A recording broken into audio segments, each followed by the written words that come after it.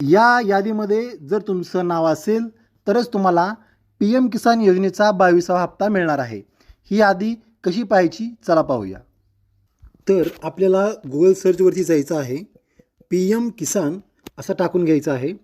त्याच्यानंतर आपल्याला जे पहिलं काही पर्याय येईल पी एम किसान सन्मान निधी त्याच्यावरती क्लिक करायचं आहे. तर इथे आपल्याला पी एम किसानचं पोर्टल ओपन होणार आहे. त्याच्यानंतर आपल्याला स्क्रोल करून खाली घ्यायचं आहे. तिथं गेल्यानंतर आपल्याला बेनिफिशरी लिस्ट याच्यावरती आपल्याला क्लिक करायचं आहे. बेनिफिशरी लिस्ट याचाच अर्थ लाभार्थ्यांची यादी. तर इथे तुम्हाला झूम करून दाखवते थोडं. इथे आपल्याला आपलं राज्य निवडून घ्यायचं आहे. महाराष्ट्र मी निवडतोय. त्याच्यानंतर आपला जिल्हा निवडून घ्यायचा आहे. जिल्हा झाल्यानंतर आपल्याला सब डिस्ट्रिक्ट म्हणजे आपला तालुका निवडून घ्यायचा आहे. त्याच्यानंतर आपल्याला आपलं गावचं जे नाव आहे ते इथं निवडून घ्यायचं आहे.